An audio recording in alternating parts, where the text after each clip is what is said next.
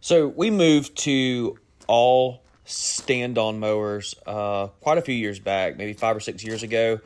And I want to talk in this video, why we do that. I see a lot of guys around town running sit-down mowers. They see us running stand-on mowers. I see a lot of guys running stand-on mowers, but I just wanted to speak really quickly into why a stand-on mower has been our mower of choice for the last little bit, and for the foreseeable future. Unless we get some serious acreage, stand-on mowers are the way to go.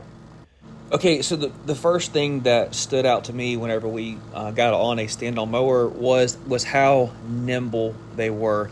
You get into very, very tight areas, and that was explained to me by the dealer, but I didn't really understand it. But you see these 3 picnic tables, and I'm just whipping in and out. I'm literally only have one hand here on the control sticks. Now, you would say, yes, I can do that with a sit-down mower. But the issue is on those sit-down mowers, that the engine on the back, there's just a big back end on those mowers, and it tends to hang out. You can hit things, you can hit houses and fence, and in this case, picnic tables. But with this stand-on mower, you can get just right up in there and just really get super close and just whip around those things, and your line of sight is just excellent. The next thing is being able to open up gates without even exiting off the mower. We're on residential properties. This is a commercial property for us, but we're on residential properties like 99% of the time. And I tell you what, whether it's picking up kids' toys, moving water hoses, picking up stuff out of the yard, or just going through gates. Previously, whenever we had our sit-down mower, you think it's not a big deal until you have to get up off the seat to open the gate, and then you have to do the same exact thing whenever you go to close the gate. And you do that, let's say you're cutting 20-25 lawns a day, that means you're getting up and down 50 times, assuming you're only having to go through one gate. It's annoying, and it might sound silly and frivolous, but it truly is annoying over time, and it's been a great benefit for us. Is just the workflow is just much more efficient. So here, another example, I need to move this little jungle gym. I've cut a section, and I just step off the mower, and then I just walk back on the mower. There's no climbing back into the mower, sitting down, putting the handlebars back down. It's just the speed in which you operate the thing. It's just much more efficient. Up here, you're going to see there's this little play toy. I think I circle back around and kick this thing out of the way or move it out of the way. But that's just another example of with a zero-turn mower, in the past, I know you've all done it too, but I go over there and I'm trying to use the wheel of the mower, to knock it out of the way so we could go over there and cut it. But with the stand-on mower, I can just slide over there real easily, reach down, grab it, and keep going. Again, the workflow is just much more efficient to me on a stand-on mower.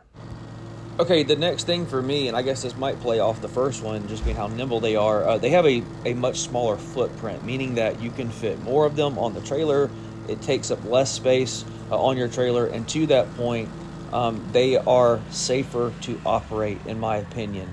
All the worst lawn care injuries and accidents that I have seen tend to be on sit-down mowers. Somebody gets on the hill sideways, that thing starts sliding, or it slides down into a pond, pins somebody down into a pond, or maybe the thing rolls over and they don't have the ROPS system up to protect them from a rollover and traumatic injury. If something goes squirrely on a stand-on mower, you bail, you just step off of it.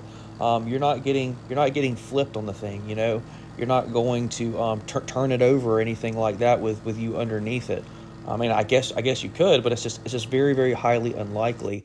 And for us, just the small footprint on the trailers that we run, the 6x12 trailers, and then just the safety aspect of it, for me really it's a major feather in the cap for stand-on mowers over a traditional zero turn.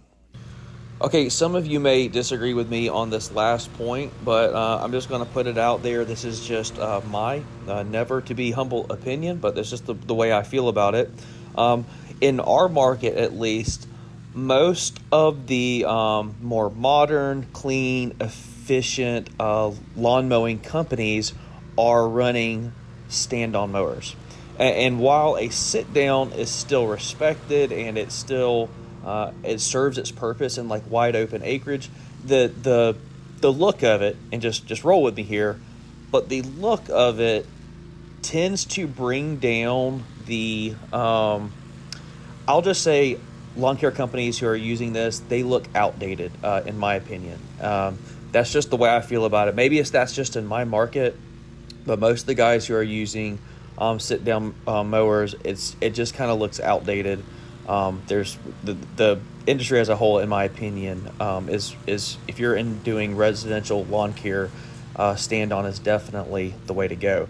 So final thoughts, sit down versus stand on. If you're doing residential property, you probably need to be in a stand on mower. If you are doing like wide open acreage, then yeah, definitely get you a sit down mower. And while you're at it, go ahead and enclose the cab and get you some AC. But if you've got tight neighborhoods, lots of small yards, gates, quick stops, a stand-on mower, it's a game changer. We saw a definite increase in our efficiency, and obviously that translates directly to our profitability.